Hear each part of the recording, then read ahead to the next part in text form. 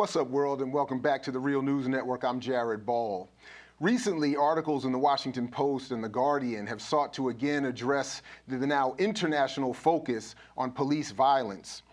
To discuss their approach and perhaps the counter-narrative to that approach, joining us from Jackson, Mississippi is Kali Akuno. Kali Akuno is the coordinator of special projects and external funding for the late Mayor Chokwe Lumumba, and currently Kali Akuno is devoting his time to Cooperation Jackson, building a solidarity economy.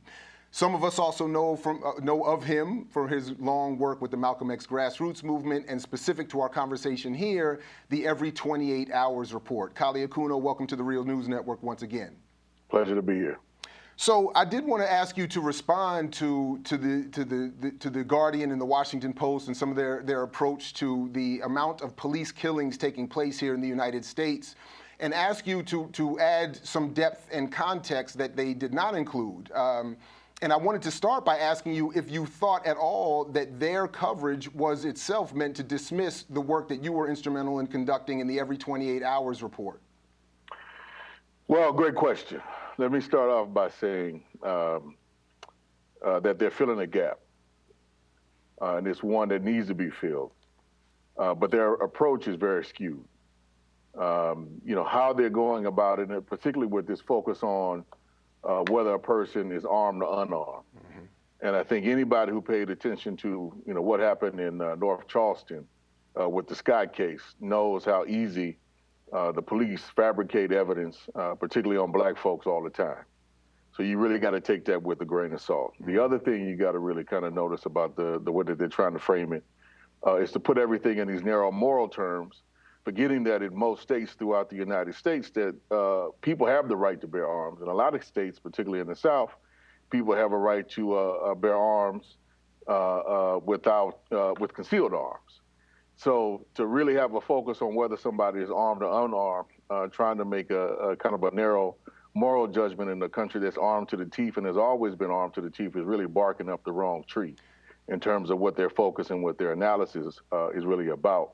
And what the focus really should be about, I think, is getting to the underlying root of why are so many black men, women, and children being hunted and killed by the police throughout this country. That's the real question. And I think while the Guardian and the Washington Post, I think, have really tried to pick up on some of the work that Arlene Eisen, myself, and others even before us have done to really make these facts clear, we have to be careful about how it's framed so that kind of gets at the root of the problem and not just try to present information to be somewhat like inflammatory or did you know type of information. People being killed and being disposed of is not a, did you know type of scenario. Right. Some action has to be taken based on these facts. That's why we did our report, was to draw people's attention to something that we knew was not being properly covered. But now there's kind of too much of an overemphasis on the numbers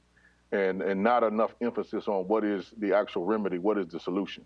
Well, the Washington Post article in particular, I thought, skewed the reality to put a focus on the police justification for the killings in most cases, and also to highlight the fact that that numerically white victims outnumber black and brown victims, except when it comes to unarmed.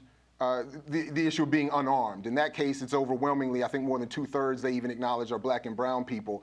But part of it is, this has also been, I think, part of the response is seeming also to be in conjunction with an attempt to justify police violence against black and brown people in particular by talking about and connecting some of this, not necessarily in these two articles, but in other commentary, to the uptick recently in violence in Baltimore City. So for instance, people have noted that since the Freddie Gray protests and uprisings, that there have been at least, I believe, 30 to 40 killings of black people by black people in the city. And there has been a question as to why this has occurred, and there has been a lot of response. So one of the pieces I wanted us to have you respond to was a clip from the Nightly Show where Larry Wilmer sought to raise this question. So let's go to that clip right now, and then I'll bring you back to have you respond.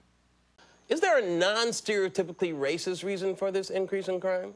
A Baltimore police officer, some dozen years on the force, says the spike in murders and gun crimes here is the direct result of a coordinated police work slowdown.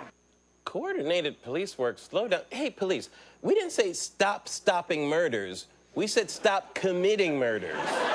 So in that clip, Larry Wilmer in the Nightly Show on Comedy Central made the point that there's a claim by the right wing and conservatives and others that the police have sort of, in response to the protests here in Baltimore, backed off and almost sort of saying, well, if you want to give us a hard time for doing our job, we'll back off, and then now you see what happens when we don't do our job, or we sort of go into slow motion. And Larry was trying to make the point that we didn't ask you to stop doing your job, we just wanted you to stop killing black people.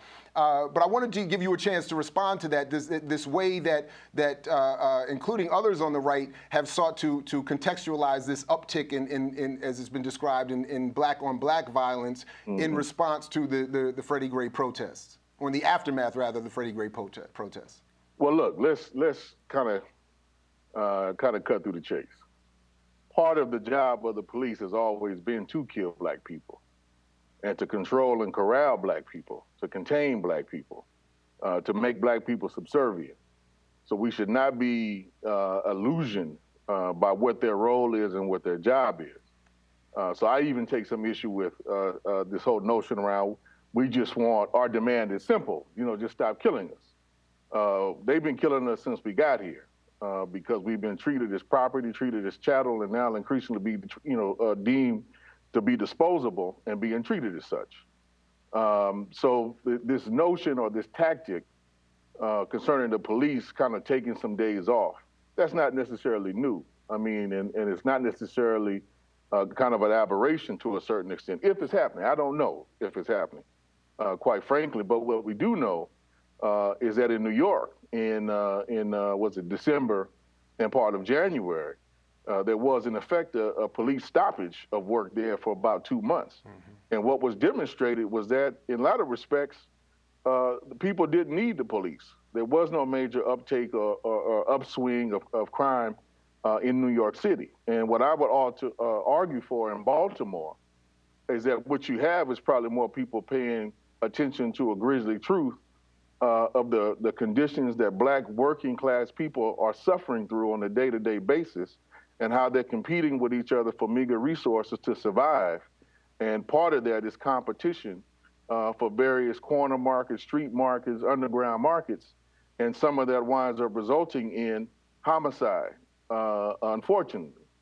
That's part of what the cycle of that particular method of accumulation in the underground economy leads to, unfortunately. So them just saying we're going to back off and this is not what you get, that's bogus, because folks are out there struggling and grinding to survive day to day, and that's their material conditions worsen in our communities, in places like Baltimore and Chicago and Detroit and Los Angeles, et cetera.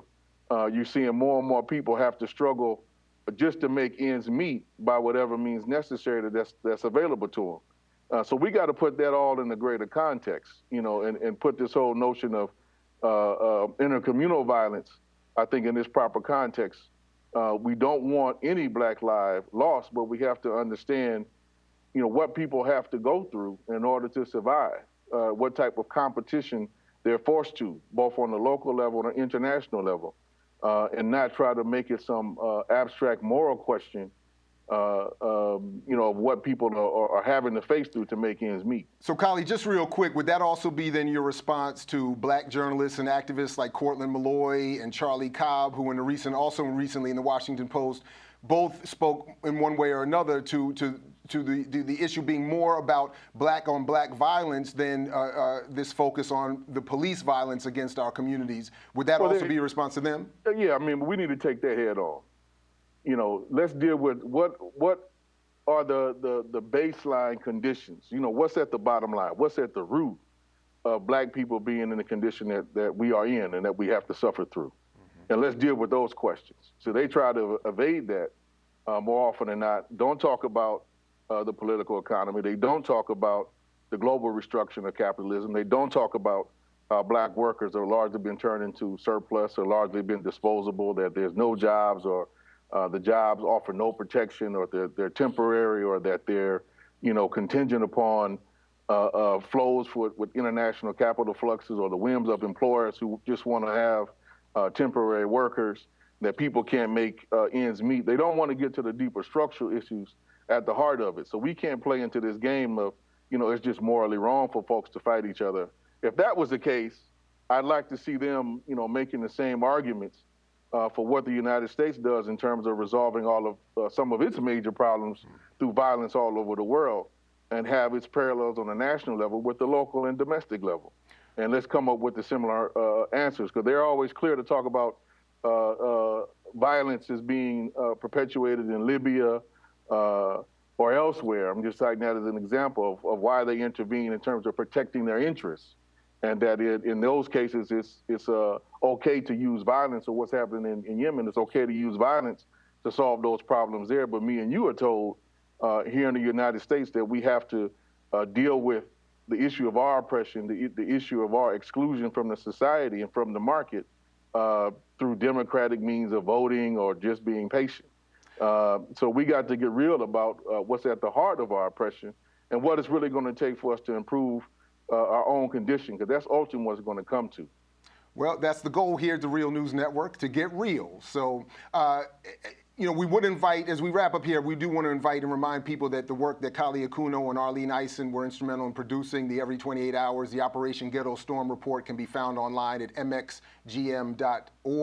We would invite people to check that out for more context, and especially in light of the announcement today that Tamir Rice's killer, the police officer that killed Tamir Rice, is not going to be charged according to the sheriff's department. That the investigation has been bumped up to the prosecutor. So we want to make sure that that important context that you and Arlene produced is addressed and dealt with. If I can, one thing though, go ahead. To close out, because we definitely want people to read, that work, to read "Let Your Motto Be Resistance," and to read "We Charge Genocide." Those are three companion works that went together, and one was focusing on a curriculum to teach people about, how to deal with both this analysis and what it implies and what kind of organizing needs to take place. But the critical thing I want to note and want everybody to walk away with, we didn't produce that just to tell numbers. We produced that to give people kind of a grounding and analysis of us coming up with some collective solutions on how we're going to deal with this genocidal assault that's being put toward the black community. So read it with that eye and try to take the information with that eye, because us just counting is not going to get us where we need to go. Because we clearly see is what happened in Cleveland today. You can count all you want, you can have video all you want, and the system is still going to treat us as if we're, animals to be killed down in the street. So we got to do a different type of organizing to defend ourselves and our life, and to liberate ourselves from these conditions. That's the kind of the main thing I think we want people to walk away from when they read Operation Ghetto Storm and these other works. Focus in on the analysis and the solutions, not just on the numbers. Kali Akuno, thank you very much for joining us here at the Real News Network. Thank you. And thank you for joining us as well. And stay tuned for a lot more coming up here at the Real News Network. For everybody involved, I'm Jared Ball. Peace if you're willing to fight for it, everybody.